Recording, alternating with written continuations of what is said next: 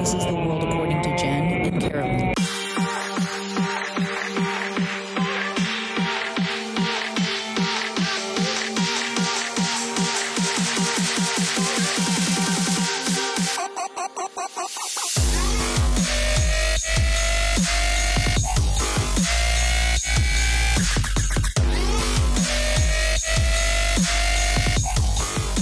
Hello, everybody. Good morning. Good morning. I feel like singing today. It's so pretty out. It is really nice. It's one of those like perfect SF weeks where it's like 70, no wind. Yep. It's gorgeous out there. I'm not in a jacket. Yep. Get out there and enjoy that weather, folks. So today we're going to be talking about psychedelics. Yes. I think a lot of things come to mind when folks think about psychedelics. It's like hippies spinning around, and speaking of San Francisco, like Golden Gate Park in the 60s, just tripping balls, bro. Or, maybe you're thinking of or have heard of Timothy Leary and the Merry Pranksters, or like me, spent a lot of your freshman year in high school tripping on acid whilst listening to the Beatles Magical Mystery Tour. Yeah. Nice. I would have been a lot smarter had I not done intense psychedelics when my brain was in its like developmental I think you're pretty good. Stage. Man, I could have been Mensa though. Okay, so I didn't do any, and look at me. So God only knows. So, there's a lot going on with this currently. Yes. Historically, there's research that suggests that prehistoric people may have actually deliberately consumed plants with psychedelic properties. This is as far back as like 10,000 BCE. Yeah. Some wild Greek parties were going on with LSD. Totally. Or some primitive man, some like Neanderthals just tripping balls. Nice. So, there's a lot to unpack here, as they say in grad school. I honor that. Do you honor it? I do. As well as the increasingly accepted belief amongst doctors and scientists. Yes. That psychedelics can be used in healthcare, particularly mental health care. This mental health therapist is very fascinated by it. Yay. Having not done it. I know. But the research excites me. Okay. And what this means for what you're hearing as a psychedelic renaissance in mental health. Yeah. No, I think it's really cool. And we're going to talk about the history and how the government used it. Yep. And now how a lot of doctors and scientists are using it. I know a psychiatrist who uses psychedelics to treat PTSD amongst veterans. My former supervisor has been a long established researcher in ketamine. That's awesome. And has seen really promising benefits from it. So, well, I think isn't Elon Musk on ketamine? Oh, God. I mean, I fucking hate him. I think he is a racist, sexist, homophobic, transphobic piece of absolute trash. Yeah. And at the same time, I do want to acknowledge the fact that he goes on record talking about his depression and some of his mental health battles. Yeah. And for him, I think it was ketamine that he's taking. Yes. And Steve Jobs was a big proponent of psychedelics. Any, I think, artists, musicians, people who are creative types who usually struggle with mental health. Yeah. Yeah. They're open-minded. Yes. And that can go both ways, right? You can use that for good. You can use that for evil. Yes, absolutely. And Elon Musk is absolutely evil. So, you said you've never done it. Nope. Okay, so you have no history of psychedelics. I was raised by two a physician and a nurse who use scare tactics. Yeah. So I was really raised off of, my parents were pre-60s. Yeah. And it was like, that's what hippies do. You'll ruin your mind. You'll stare at the sun, which is a total bullshit. That never happened. Yep. So there was a lot of fear around doing anything mind transforming, but they were, but my high school boyfriend made us mushroom tea. Yeah. But I don't really think it did anything. Okay. I didn't notice anything. And I was always a little too scared because I run off fear. Makes sense. So. And it can be really scary. And I've done it again too many times to count. And a lot of that was acid. But sometimes there were a few instances where I did shrooms. And shrooms are definitely more mellow. Acid is typically synthetic, cut with speed. Not great, especially for 14 and 15-year-olds. I would kick it with people who would have bad trips. Yeah. And I was always the one who, I guess, had a tether to reality. You are my tether to reality, Jen. I'm a little too pragmatic. I love it. In control, I think, to even under the influence of drugs that are, the intention is to help you let go of some of that control. I can't do it. And that's my fear of doing it, which ironically would be why I should invite this is because of the anxiety. Yes. I'm too afraid to let go. Mm-hmm. And what will happen? And will I ever come back? What if I go away? Yeah. So, my mom always told me, and this is because she was a summer of love, tried everything, but she would be like, oh, you're going to end up talking to a wall in a psych ward for the rest of your life. And clearly that had no impression on me, because the minute I hit freshman year in high school, I was like, cool, acid, let's fucking fry. So bad. So we're going to jump into the history of psychedelics, not Jen's history. This is from a Psychable article. Do you know what psychedelic means? What does it mean? It means mind manifesting. Ooh. Psyche, well, soul manifesting. Mind, cool. Soul. I've also seen mind revealing. Oh, yes. No, I think that's really fascinating and applicable. So although our research is limited by the lack of written accounts, again, some anthropologists believe prehistoric people may have consumed psychedelic plant species as long as 10,000 BC. Mm-hmm. Crazy. Yeah. And then there's Central and Southern American cultures that have a long history of psychedelics, like the Mayans and the Aztec. Mm-hmm. They used psilocybin containing mushrooms, often called magic mushrooms today, bro, peyote, and other psychedelic drugs for healing purposes during spiritual rituals. And now we see ayahuasca and other psychedelic substances, a plant that folks are using today that went way back. Mm-hmm. And so the first modern psychedelic research can really be attributed to the Swiss chemist Albert Hofmann, who synthesized LSD in 1938. Its effects, however, were not discovered until April 19th, 1943, when he accidentally ingested some of the substance and started tripping balls. Don't you love that? Whoops.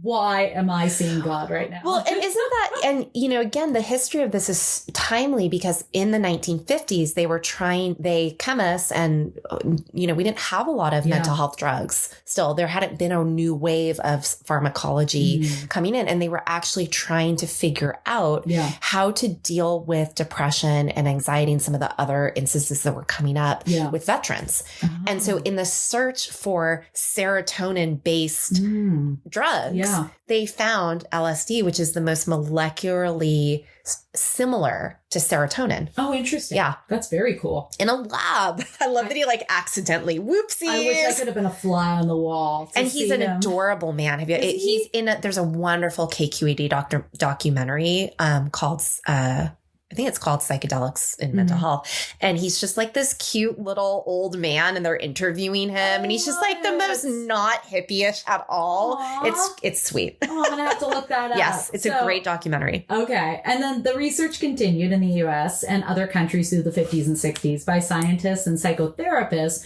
looking again for therapeutic and medicinal benefits of this substance. And then in 1951, a psychiatrist named Humphrey Osmond took a job as deputy director of psychiatry at the Weyburn Mental Hospital in Saskatchewan, Canada. So for 12 months, he actually collaborated on experiments using LSD before actually trying it himself to conclude that this drug could produce profound changes in consciousness. And that's fact. It is fact. That is fact. It is, because it's serotonin based, that is what serotonin does. Yeah. And this was how all our current pharmacology is based off this research, because they're trying to find, how do we have science help us with understanding? This is how we basically we chemists, I'm not a chemist, but understood neurotransmitters. Oh, interesting. And how they actually impact your brain, and how your brain and what it senses is not, it doesn't need a visual senses to have that perception change. Cool. Yeah, I think, and it sounds like the scientists may be doing this and researchers may be doing this, is giving you that serotonin boost associated with psychedelics, but not necessarily the intense hallucination part of it. It kind of reminds me of taking like CBD for pain. Yes. But the without THC the THC. Exactly. Yeah. Exactly. I love it. I love it. And by God, the more natural a substance or close to what we produce ourselves that we can administer to folks to assist with mental health challenges, I think that's incredible. Same. Because we've seen the negative consequences that, anytime you see an ad for a drug, it's like, make pause, and then it's a list of 25 things. I'm like, fuck, dude, I think I'd rather deal with whatever Crohn's disease, for instance, than the possible side effects. Tons. So, yep. Yep, the more natural, the better, I think. So then this is where things got real fucking gnarly. Thanks, U.S. government. Through the 50s and the 60s, this was during the height of the Cold War. Thanks to the CIA, they were conducting top secret research through a project called MK Ultra, where they were just administering LSD and other drugs on unwitting citizens as an experiment in mind control. Yeah. That ain't fluoride in your water. I have it somewhere here, but they would just like dose other scientists at the lab just to see what happens. Like, can you imagine you're just having lunch with somebody and all of a sudden you're tripping. You're like, I put some LSD in your coffee, bitch. Fuck, bro. Like, that's don't do that. I have dinner with my in-laws tonight. Yeah, I am fucked. I'm here for the next 12 hours. So the 1960s really saw a dramatic shift in attitudes towards psychedelics. LSD, for example, was popularized during the time by figures like, again, Timothy Leary and then Ken Kesey. In 1966, this is when Congress passed the Drug Abuse Control Amendment that banned the sale or manufacturing of LSD and other hallucinogenics for anything other than testing by doctors and pharmacologists. So then there was a 1910, we're jumping all the way to 1910 here, a study indicated that there are over 30 million people in the U.S. who currently identify as users of psychedelics. Today, more and more researchers are turning to psychedelics for the possibility, again, we just talked about this, depression, anxiety, alcoholism, and other substance use disorders. So I've even seen stuff around OCD, chronic pain. Psychedelics have an intense anti-inflammatory response.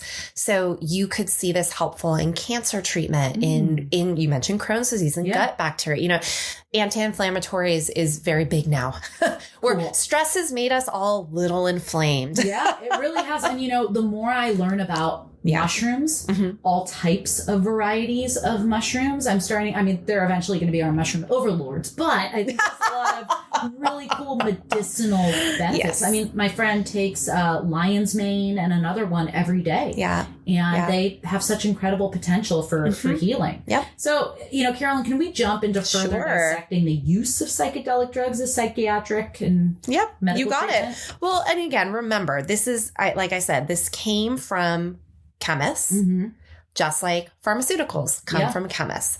It's based off what our 1950s discovery of neurotransmitters and serotonin, but really understanding the molecular structure in the brain, what serotonin does and what psychedelics do, not just to your perceptions, but also your sense of who you are.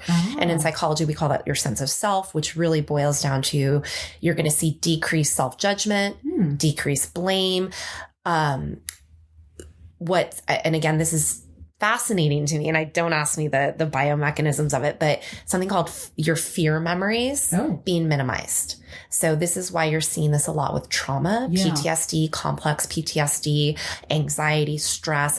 It changes your perception even of how negative that feeling, those feelings are, not what the experience is. It's not going to change your experience, but it's going to give you basically just a different perception of it. And so, you know, there absolutely is a renewed interest in the healing properties of these agents. And like I called it, the psychedelic renaissance. I don't think that's I've seen that term a couple times. And we're seeing also, you know, something that you talked about, kind of the historics of this, something that was like, oh, let's study this. This is new. This happened there has not been such a rebirth in mental health and pharmacology since the 1980s, 1990s use of SSRIs, which are serotonin reuptake inhibitors. They're helping your brain deal with more serotonin, but there's way less efficacy. I think with one of the research articles I found showed that as far as safety and efficacy, you see more of that with psychedelics than you do with SSRIs. And you and I are both on SSRIs. And a lot of the side effects. And also, is it really working I need it forever? The difference with psychedelics is you don't need this long term. Because it permanently changes your perception. Yes. And thank you for naming that. What psychedelics actually are doing is, we've heard of neuroplasticity, and I've talked about that many times in our podcast. But what psychedelics do is they actually do change the structure of what's going on. And they've shown that it has a longer duration after effect. Wow. That neuroplasticity and why this is such a buzz with mental illness right now is, again, it's not, I'm not going to say it's better than an antidepressant because I don't want, I know, also just side note, I in no way want anyone to stop taking their meds or stop doing what they're supposed to do. This is something that we're understanding from 3 prongs: medicine, chemistry, and psychotherapy. And also a bigger connectivity to our earth and to our community. And these are all things that big pharma is not going to really be a big fan of. No, definitely not. And so absolutely, you mentioned psychedelics, classic psychedelics, which include psilocybin mushrooms. Then you get an ayahuasca, ketamine, ecstasy, LSD. These are synthetic ways that we have, curated these drugs. But classic psychedelics are derived from plants found in nature. DMT is another one. Actually, mescaline and LSD derived in naturally occurring what's called egotamine. I'm not going to try and explain that. But they all have a very long history of safe use in many cultures, typically religious ceremonies, and in the presence of what's called a spiritual guide or a healer. Non-psychedelics include manipulated molecules such as MDMA, ketamine. So again, these naturally occurring compounds, we don't really, I think the problem is we need more research. We need more research. We need, more understanding of what this is doing long term. There's also sort of like, if you're going to try these things, you're hopeful. Yeah. So you're already telling yourself it's going to be good. Not to say you can't have a bad trip, of course. But again, there's a lot of reemergence in the medical psychotherapy and startups. Oh, interesting. Because where increased efficacy and increased safety, you're going to see money want to go to that. Yeah. And from a distribution standpoint, yes, big pharma would be really helpful in this. But bringing it back to why this was so healing in indigenous cultures, it wasn't mass produced. Right. And it was done with a purpose and an intention. And so, these are brain altering agents. Yeah.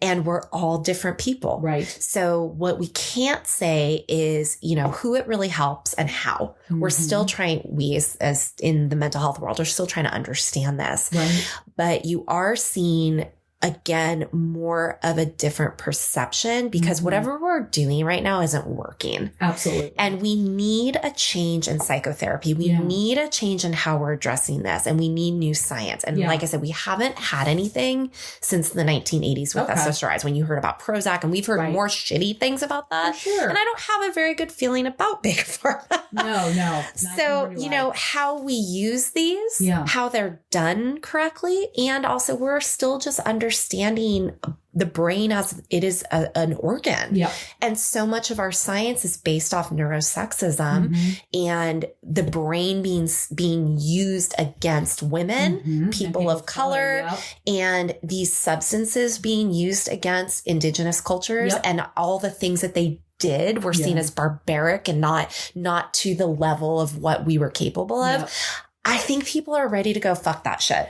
Oh, I think we have been for quite some time. And there is, particularly in this area of the country, a real admiration for the way indigenous cultures did things and the collectivist way of doing things, which even includes going on a trip and treating mental health with natural substances, for instance. There's a collectivist and communal approach to it. Whereas in the US, it's a very American thing. Everything is ruggedly individualistic. Yeah. And I think when you're coping, and this is why I've started to love TikTok, because now I'm getting so many videos of people who are unabashedly talking about their mental health struggles and making it fun and funny. I know that approach isn't for everyone, but for me, I love it. It's like, I have bipolar too. Of course I do X, Y, and Z. They're connecting to a larger community who says it's okay to have these challenges. It's okay to take medication for these things when there's such a vast swath of the world who doesn't understand and says, oh, these drugs are bad. Like my mom, when I told her that I was on Lexapro, she freaked out. I'm on 5 milligrams of Lexapro for anxiety. Yeah. It's nothing. And my mom's an educated person. Yeah. But definitely not keeping up with changes in progress as they relate to mental health. Well, as you're getting the less stigma. Yes. You're going to get more. I mean, even as a therapist, I wasn't a therapist then, but when I went on Lexapro, I felt really like ashamed. Yeah. Like I couldn't do it on my own. Yeah. And then there's been times where I've gone, do I really need this? Yep. You know, what am I like? What actually is like, what's actually it doing? And what's the long term and all these things? And so, you know, what we're talking about when a Renaissance is just a rebirth of ideas. And what we're trying to say in a very Jen and Carolyn way is let's look at how we got here. Right. And I think when you look at that, which you're going to go into next, we can see how that stigma and that we're trying to demystify some of that and say, let's go back with this lens now without some of that old. We have a problem. Yeah. We have a very serious problem, which is, again, drugs aren't going to necessarily help that or hurt that. We have to do more of a systemic thing. But I think what psychedelics bring in is that collective. Yeah. And that it's not just about me. Right. It's about how my perceptions are and what are those and where is that coming from. Right. So it makes a lot of sense why that's what's considered counterculture. Yeah. And also, if I am electing to take drugs to treat something specific, I feel as if I should have the right to determine what drugs it is that I take. Yes. And if I elect to take ketamine for depression, for instance, I don't suffer from depression, but if I elect to do that over Wellbutrin, for instance, that should be my choice. And you should have every access to the best research that's looked at all the populations and is not doing this from a drugs are bad mindset. Right. Well, thanks to Oregon, because I believe magic mushrooms are legal. They are. There. They absolutely are. I talk all about that. I'm going to talk about that. It will be California. Oh, I feel like we're getting there. Leading the charge. We're getting there. Yeah, for sure. So I want to go back to something I mentioned in our timeline, and that's that Project MK Ultra. I love the name. What does it stand for? I don't know. We talked about this a little bit with the mind control, though, with the cults. Yes, and there's some crazy stories that have come out, like a dude who ended up jumping out of a window and he may or may not have been a CIA agent. There's some crazy ass stories associated with Project MK Ultra. So yeah, involuntary subjects being experimented on. So this is from a History Channel article. Fear of brainwashing and a new breed of brain warfare terrified and fascinated the American public throughout the 1950s. And it spurred both the words of the CIA or the worries of the CIA. I don't know what word that's supposed to be. And the stories of brainwashed GIs returning from China, Korea, and the Soviet Union. So the idea of brainwashing also provided many Americans with this compelling, almost comforting explanation for communism's swift rise. That, Soviets used the tools of brainwashing, not just on enemy combatants, but their own people. And so Alan Dulles, who was the head of the CIA at the time, he's the one that approved MK Ultra, the top secret CIA program for covert use of biological and chemical materials. And so MK Ultra's mind control experiments generally centered around behavior modification via electroshock therapy, hypnosis, polygraphs, radiation, and a variety of drugs, toxins, and chemicals. These experiments relied on a range of test subjects, some who freely volunteered and some who volunteered under coercion or had absolutely no idea they were involved in a sweeping defense research program. So, some bad research there. Yeah, not good. This is why we, what is it called? The board that you have to go to if you're going to use human subjects. Oh, I forgot. I should know that. But that came after the Stanford prison stuff. Well, and I have to, you're right to bring that up. A lot of the early studies were not done ethically. No way. Like literally, and a lot of the research on bad trips, I'm air quoting,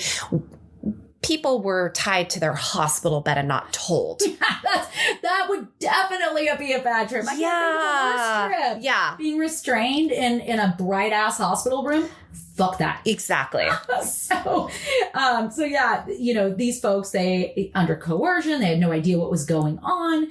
The test subjects ranged from mentally impaired boys at a state school to American soldiers to sexual psychopaths at a state hospital. So MK Ultra's programs often preyed on the most vulnerable members of society. And the CIA actually considered prisoners especially good subjects. Yes. And they were willing to give consent in exchange for extra recreation time or commuted sentences. That's fucked up. That's fucked up. It's terrible. Yeah. Oh, terrible. God, no human rights at all. Yeah. And so this is with, the advent of MK Ultra, the government's interest in LSD shifted from a defense to an offense orientation. So agency officials, they noted that LSD could be potentially useful in gaining control of bodies, whether they were willing or not. This is so bad, you guys. So how would the CIA possibly explain dosing unassuming Americans with LSD? Precautions must be taken not only to protect operations from exposure to enemy forces, but also to conceal these activities from the American public in general, wrote the CIA's Inspector General in 1957. So the knowledge that the agency is engaging in unethical and illicit activities would have serious repercussions in political and diplomatic circles. So they knew. Loud noises. That's so weird. It's on silent too. God damn it. It's the CIA. It is. They listen. It's the CIA calling. We're coming to pick your ass up. And we're going to dose you. So they knew. They were acknowledging it as unethical and illicit. And yet still doing it. Government. Yeah. So the agency generally, okay, so this is where I got it. Slipping in the drug into the drinks of fellow CIA employees. Fucked up, dude.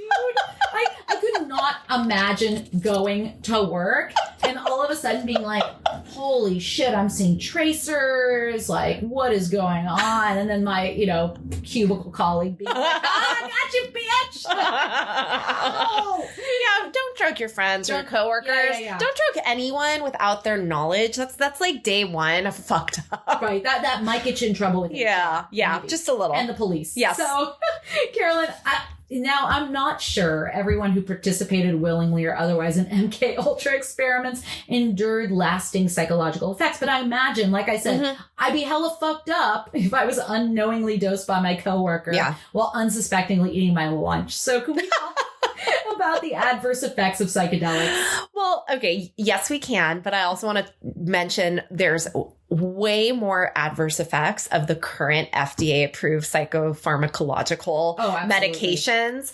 One of the main things that we have to look at here is there's so much stigma and there's so much, of the history of, threatening the conservative establishment with the counterculture. And like you talked about 1970s, Congress making these Schedule I drugs, which delayed research or it made research really fucked up. Yeah. And so, within the past 3 years, psilocybin and other psychedelics have been decriminalized. And you mentioned Oregon, Denver, Colorado, California, Santa Fe, Ann Arbor, Michigan, Somerville, Massachusetts, Washington, D.C., we mentioned Oregon. They're all going that we're going to be seeing the decriminalization route that Oregon has gone to.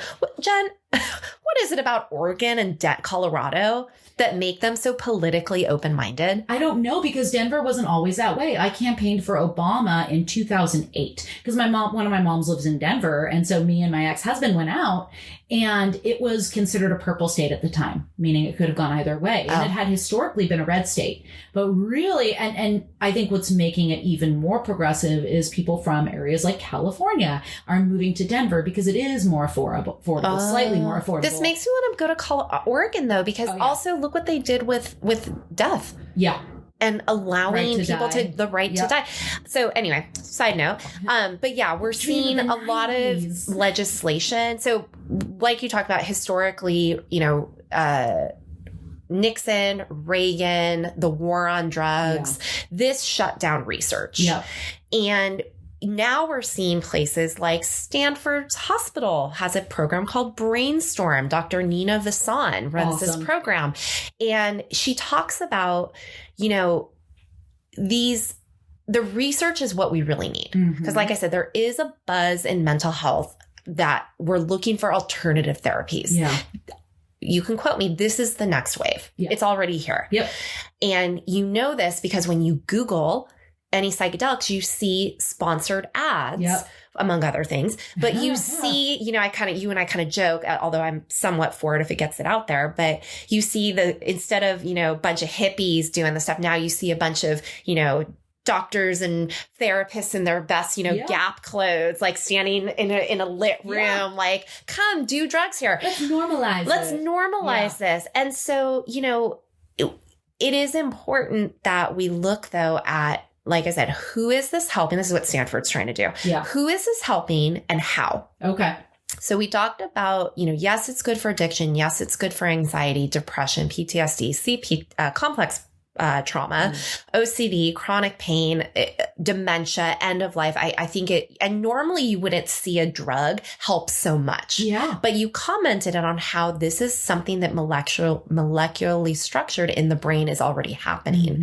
So what you're doing with psychedelics is parts of the brain that normally don't interface are, for lack of a better word, kind of talking to each other. Yes. And what we then see is that integration effect. It's kind of like, have you ever gotten a massage and you're like calm the rest of the day? Yeah.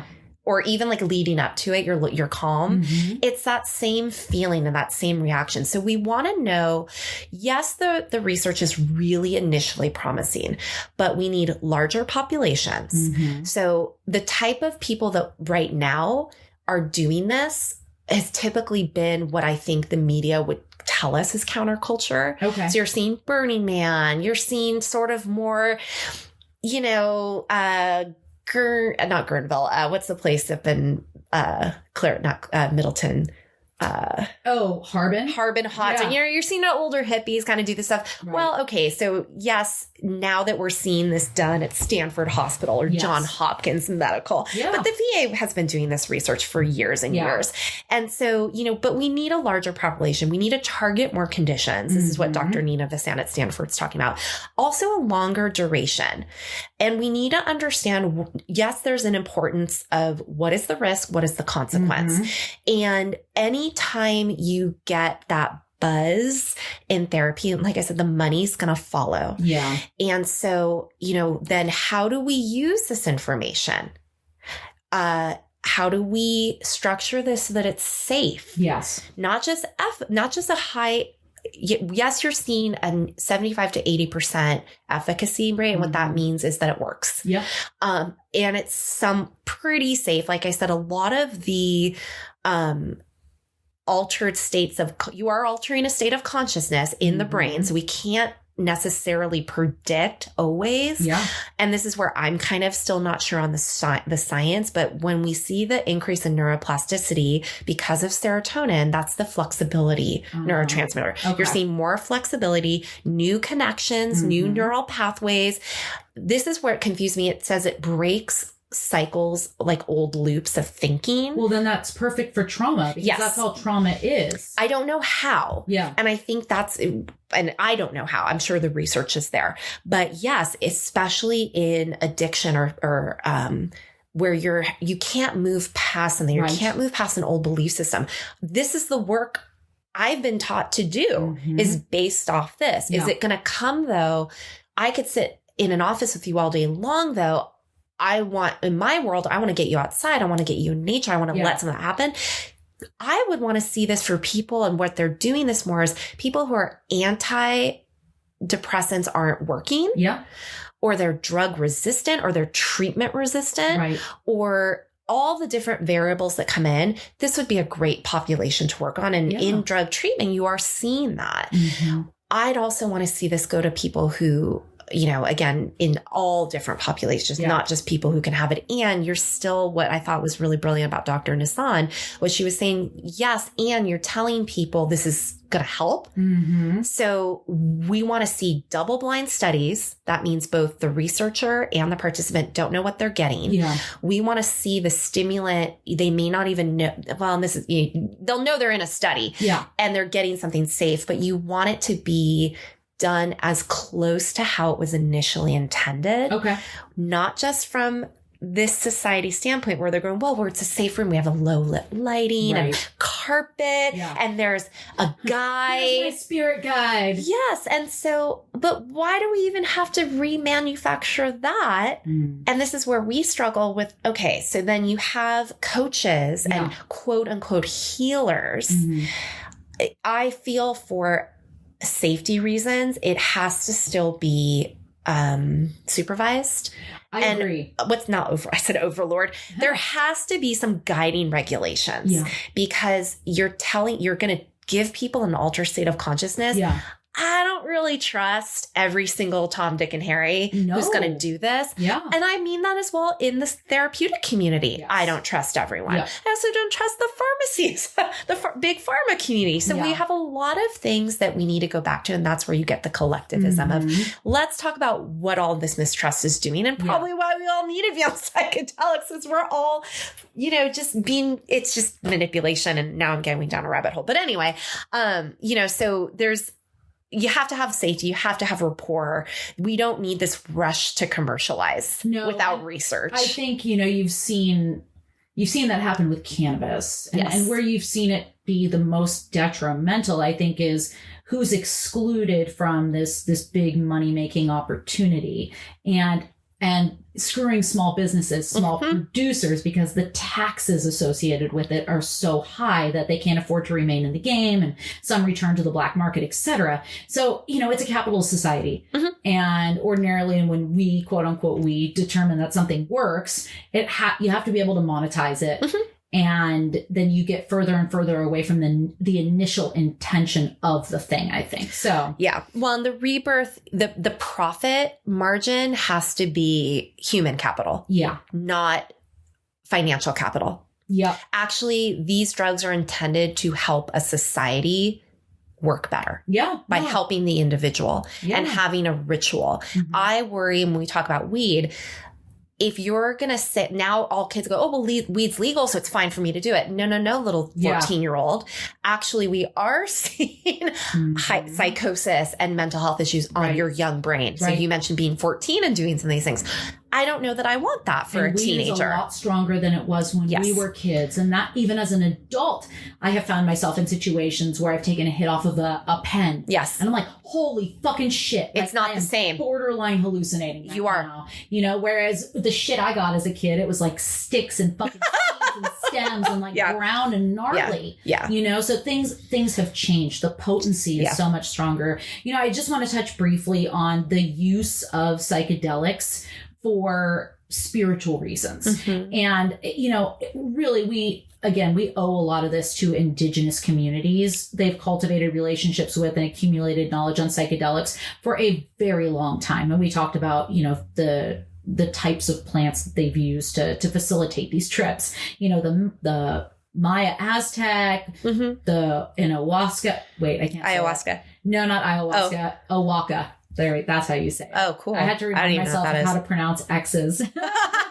Owaka, I think. They had this mushroom flora that they used. There's many deadly species, but they were able to determine, hey, there's 10 of these that we can actually take and trip and not die.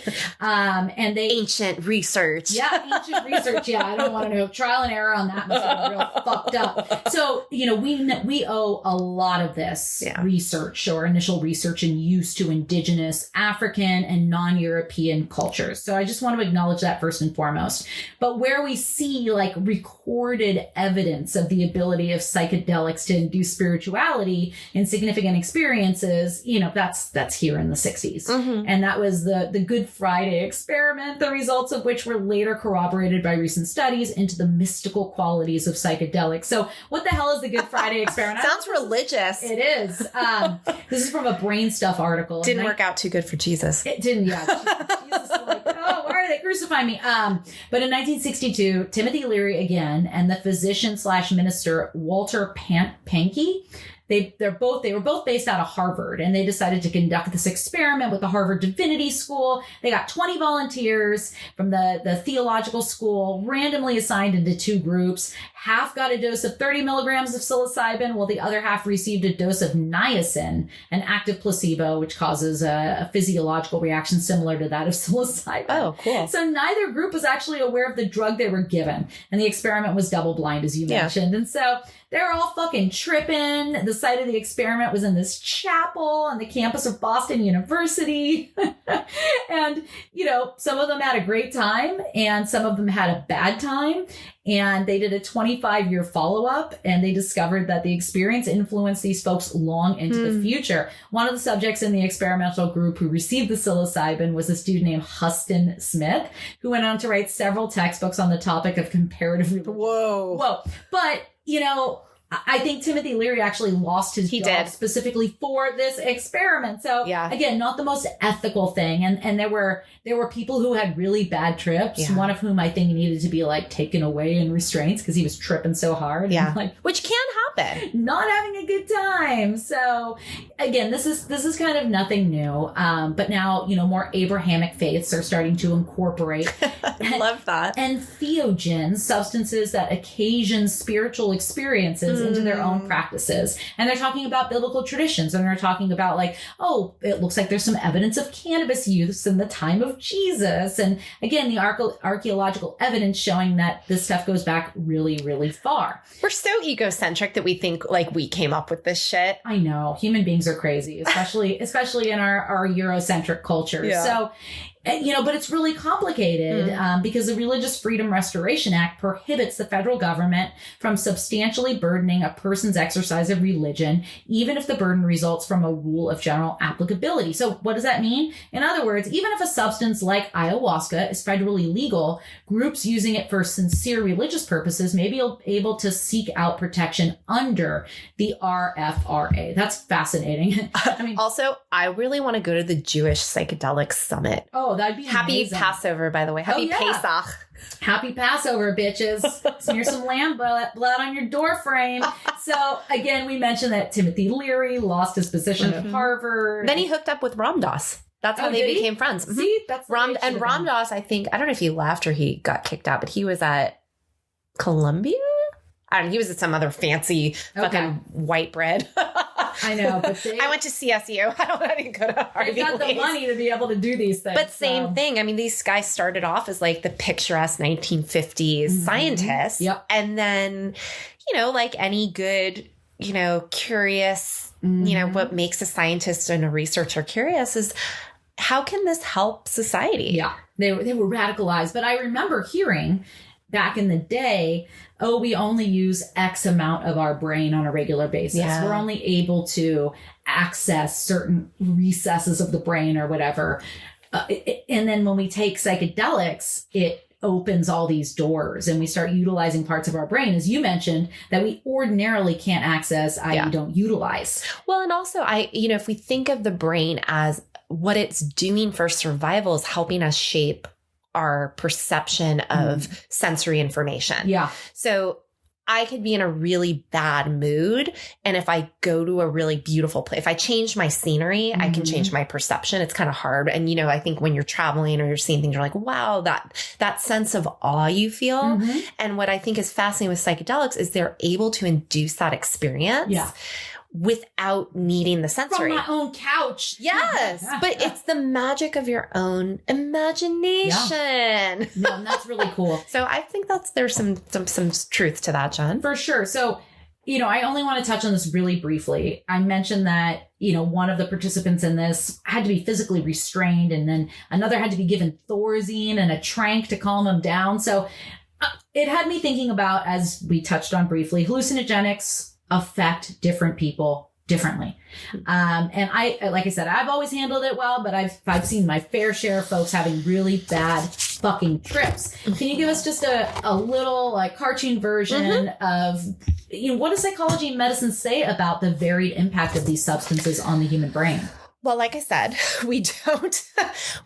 to say we know jack shit is totally full of shit. Yeah. Where we have to stay curious. We have to really look at all the things that we're understanding about our brain right now. Mm-hmm. But, one thing I would wonder, and what I think is important in research is, looking at the background of your participant. Mm-hmm. We know that you are more than just who you are now. Mm-hmm. Again, I would be curious if that person had a history of psychosis or a history of things. And yet the irony of that is a history of those things is hopefully what this might help. Yes. So we need more research. We need more clean science. I mean, to me, it's just another drug where some drugs work really well for certain people. Others do not. Yet, because this is an illegal drug, it's like, oh no, it's bad across the board.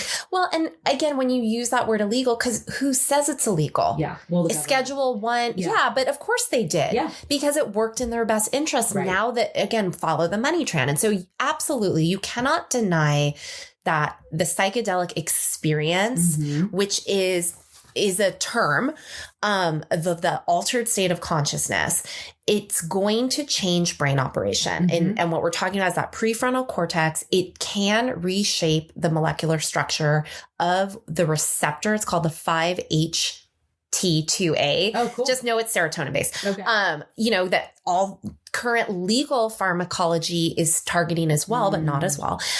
So it just changes how your neurons fire. It changes. It also just, like I said, it resets things to go. It's like when your computer's being weird and you're like, control alt delete. Yeah. Hard reset. Yeah. And so, you're going to see a lot of that increase in brain function. Yeah. And if I tried everything, I would try this and it didn't work. Yeah. If you are somebody who battles suicidal ideation on a regular basis, this could save lives. And why, to your point, why shouldn't that be available? Right. And I don't mean I want clean research. I want clear research. Yeah. Because clean is one thing. Having it can't be all bad and it can't be all good. It has to be somewhere in the middle. Well, we're all adults and we need to be able to determine what is best for us and how we want to treat these things that impact us and do also have the potential to impact those around us, right? Like I lost a friend to suicide. Did that have a reverberating effect amongst his friends and family and community? Absolutely. And maybe had this person tried this could have saved their life. You can't dispute the current evidence we're seeing, but like I said, it's hard as well because most people who are getting this treatment right now are going to already have that ingrained belief system. And it's been the research they do have currently shows it's pretty safe if it's done in a safe environment. Like anything, you do something in a safe environment around safe people who you trust, who aren't trying to fuck you over. And you don't just go do it and that's it. The supervisor I have who works with ketamine in her clients, first of all, to get certified to do this, the amount of work she had to do. In order to meet with a client, they have to do several preps. What's your intention? What do you want to do with this? Yeah. All that stuff. And then there's follow-up. So this is not recreational. No. This is not like therapeutic. I was 14, where I'm like, let's trip for 14 hours. All right, cool. Let's go back to high school. No. We didn't unpack much. No. We never really talked extensively about Melina's experience of Jesus handing her backpack that she lost that evening in the cemetery. Handing it to her, coming through a wall, patting her on the head and saying, don't do this again, little lamb. Yeah. Oh, that's sweet. We didn't really unpack that too much. Jesus looked like the Jesus on the Tool shirt that everybody was wearing in 1996. Yeah. Hardcore bro. Or when I astrally projected out of my body at Laser Floyd at the planetarium. Dope. But I will say that those things radically altered my perception for the better. They were mind expanding. Yeah. I realized the power of my mind. Yes. It made me feel more connected. This sounds so hippy dippy, to the universe. That is the common psychedelic effect. Yeah. You're connected. You're connected to everything. We're all made of the stuff of stars or whatever Carl Sagan said. So, I tried to do more research on recreational use. And it was funny because when I did that and throughout my research, I kept getting, the first thing that would come up in my Google search is the suicide hotline or SAMHSA, which I can't remember what it stands for. Substance Abuse Mental Health association. Yeah, something like that.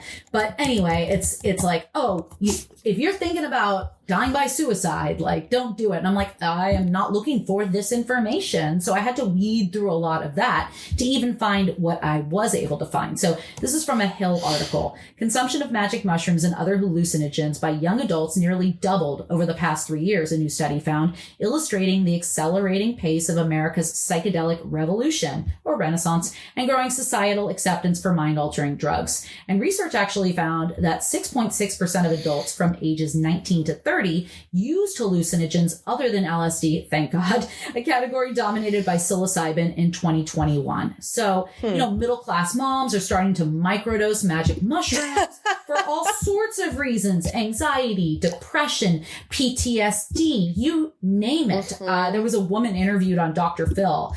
I don't regularly watch Dr. Phil. I don't know how this came up in YouTube for us, but Bill and I were fascinated by this interview. And this woman knew her shit. She was so highly intelligent. She was going toe to toe with Dr. Phil, who was touting all of the negatives associated with tripping. And she was like, let's talk about the positives. And scientifically speaking, she knew her fucking shit. It was a badass episode. I should put it in the show notes. Well, so many of the negatives are based off quacky science. Yeah. Or our parents saying you're looking at a wall. On a wall or from the sun and yes, there have been but look what people do with alcohol. Look what people, you can't say that there's never going to be the one pill that makes us happy and that does everything. Worst. Alcohol and nicotine and sugar.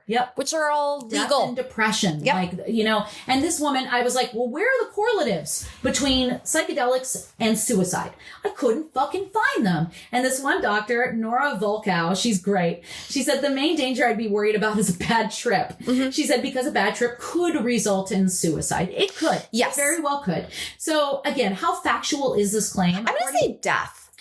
Right? Yeah. Because suicide's like you want to die. Right. I don't know. Who knows? I think you could maybe accidentally walk. More studies have shown you've walked into traffic or fallen off a building, and those are documented. Right. Where you think you can fly or something. But you weren't safe. Then you weren't in a controlled space. Your friends weren't looking out for you. Yeah, you didn't have your better friends, man. Your fairy, your tripping fairy. Yeah. Nope, they fucked up. So, Sage article, there's research after research was saying exactly the opposite. Yes. That now they're finding, they being scientists, because I hate saying they, scientists and researchers are finding that it actually can aid in helping depression. And, the Sage article said, we found no significant association between lifetime use of psychedelics and increased likelihood of past years' serious psychological distress, mental health treatment, suicidal thoughts, suicidal plans, and suicide attempt, or depression and anxiety. Yep. That the NIH actually, given these conflicting findings alongside the increasing lifetime use of classic psychedelics and suicide rates within the United States, a more complete understanding of the relationship between non-clinical classical psychedelic use and suicidality is needed. So like you said, we need more research. Yes. Ultimately. But right now, the research that does exist does not point to if you trip out, you're going to be more likely to take your own life. 100%. So, Carolyn, with more people are tripping these days, that can't be disputed. And it doesn't seem to be very conclusive that psychedelic drugs lead to suicide. And research is actually, like I said, suggesting the opposite. Tell me more on your thoughts on this. Well, it's just going to kind of a big nope for me. It's the lowest on the ranking. We talked about, again, of not just psychoactive drugs that are legal, but also current things we all partake in. The legal shit. Yeah. But the fear of psychedelics leading to psychosis date back to the move 1970s or 50s and the ban on LSD or 1970s, I guess, and emphasizing the cases of acid casualties. And this has had a really powerful impact on society's representation of psychedelics. And we also know that what you believe and what you're told, that kind of sticks. What is it like with flossing? They say it may not even really be that great, but we all do it because it can't hurt. Yeah. And so you tend to just kind of do, and you're like, why am I flossing? This is a pain in the ass. Well, it might help. Question everything, bro. And by the way, I've never had a flashback. I've never had a fucking acid flashback. As much as I think I'd enjoy a flashback, depending on circumstantially where I was, no flashback. So, yes, there are potential adverse risks for sure. And again, I'm going to say that could be with anything. And I would question what was the place set and setting are very important. And also why you're doing something. One thing I will say though, I could go through tons of research here and it's all in the notes. Research study after research study that hallucinogenic use disorders, pretty rare. Yeah. You're not going to abuse. No one's jonesing for their next microdose. Right. You're not going to get addicted. Right. You're not going to get, there's a lower instance of abuse. And I can't say that about current pharmacology. Right. Opioids specifically. Yep. So what we have done as a society has done more harm to self and harm to others. For sure. I don't think you're going to see that. And the research, the data proves that. Okay. And again, more data can be shown. Sure.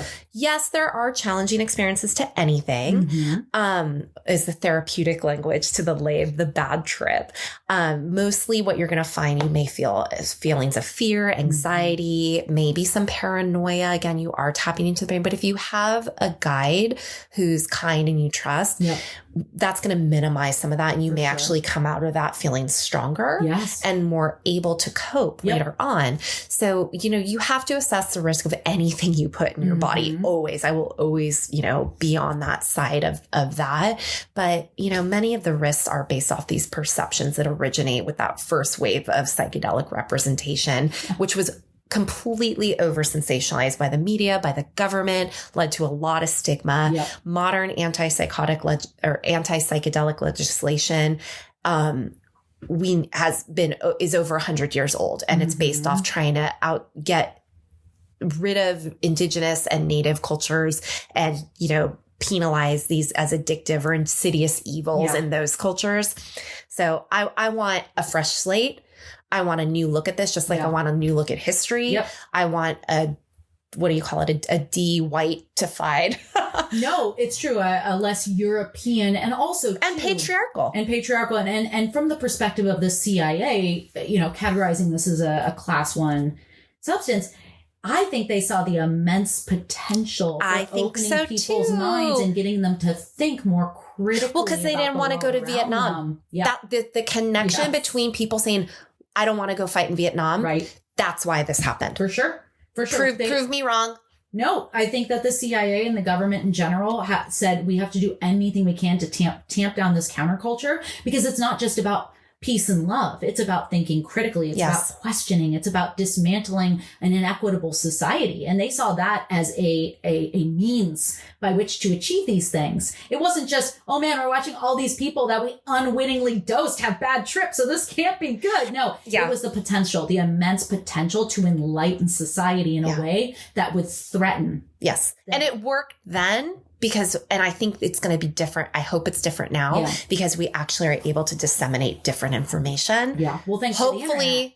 But hopefully good stuff, because I see a lot of shitty stuff out there too. Well, I think that's the internet. Again, it giveth and taketh away. Right. And I think, the final thought on this really, and what you said about doing this with somebody you trust is absolutely accurate. I have a friend who's done ayahuasca twice. The first time this person did it, they did it with a guide who ended up being really hostile and combative. And the side effects of that trip lasted for quite some time and were a bit scary. Meanwhile, this person did this a second time in a completely different environment with a different guide, and it permanently and positively altered this person's life. Yep. So that is imperative. Know your dealer. Right. Know your dealer, know your guides, listen to your friends and family, listen to researchers that you trust. Yeah. And again, this is look who's funding the research. Always follow the money. So that's my final thought. Ultimately, I think this is a good thing with potential for not only helping folks who are struggling with mental health challenges, but also for anybody who wants to expand their mind. We need this as a society. Doing research for this has made me want to go.